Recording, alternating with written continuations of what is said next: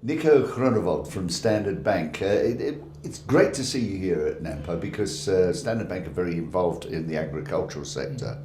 How involved? I'd like to think involved from a banking perspective, right up there with the big players. We do have a significant market share within the agricultural environment. And we are also involved not just on the primary side, but we are increasingly playing up and down the value chain to have a holistic approach to agriculture and not just focusing on one specific segment within that value chain. Traditionally, farming or agriculture was perceived around what happens within the farm gate. I think we are looking wider than that to make sure that we can capture and can be of assistance and do business, obviously. Are you talking about capital equipment, financing and so on? Capital equipment financing, but not just within the farm gate itself, where farmers are looking to expand either upstream insofar as the input sides are concerned, where they start doing their own thing to capitalize on the shrinking margins that they experience at primary level, to go and see where they can capture some of that rand that sits up the stream. We are involved there. We're also involved downstream. And we do it then from an agricultural perspective, not purely from a manufacturing perspective, when farmers start to process their own produce. One would argue then you move into an industrial or a manufacturing environment. We have a different view. We say that the close link that sits still with the primary agriculture or the production piece, you need to understand that full chain. Otherwise, you are going to finance or assist in pockets where you might finance to such an extent that you're not adding the value that you could have unlocked. Grain South Africa has got a good example of, for instance, a slice of bread. How many of those, or a loaf of bread, how many slices actually ends up in the farmer's pocket, which is a very small piece. So when farmers start doing these things to get a bigger piece of the pie, i.e.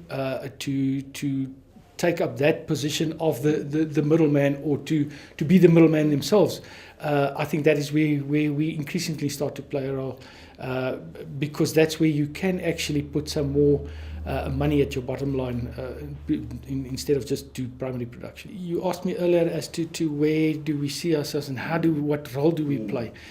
And traditionally, agriculture, from a pure financing perspective, was based on, there was a fair amount of comfort as a result of the collateral that sits in the property or the capital equipment or the goods that were sitting at the back of it. How do you finance when that is not there? And the answer is plain simple. It's not easy to do that, but it's not impossible.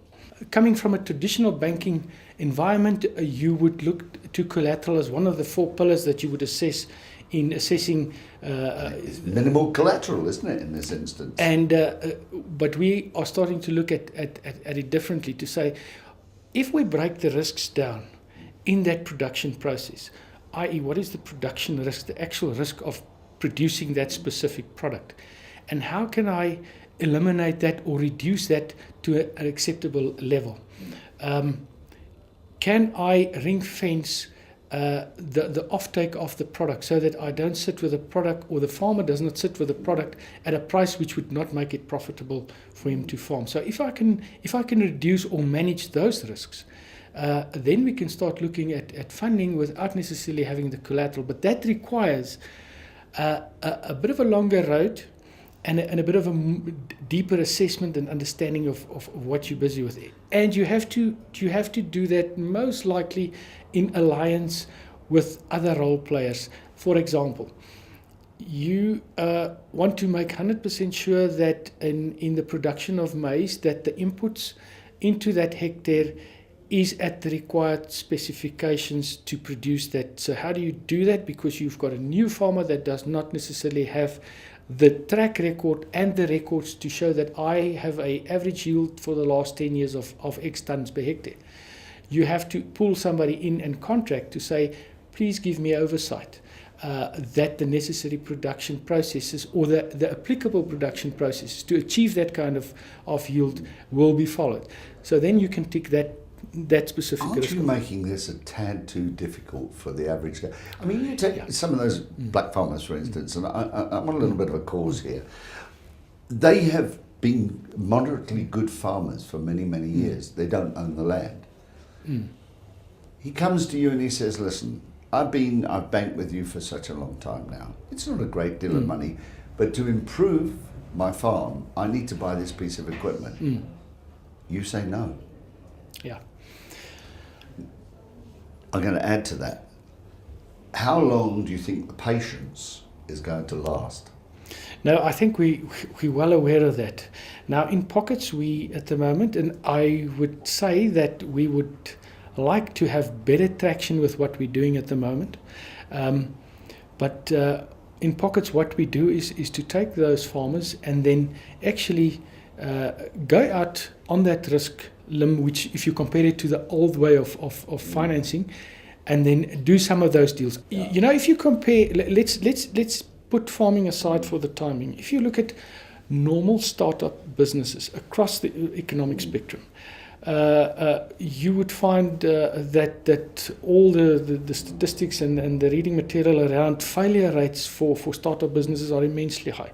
I think the average going rate that you would see when you start looking at some research is in the vicinity of 80%. Yeah, 74% was the last one I saw. And so you've got so it would mean that farming is not necessarily excluded from those risks. I guess the trick is, because farming is so capital intensive, to actually start doing what you want to do, and now suddenly a bank has to finance that huge amount of capital, then you get yourself in front of this closed door.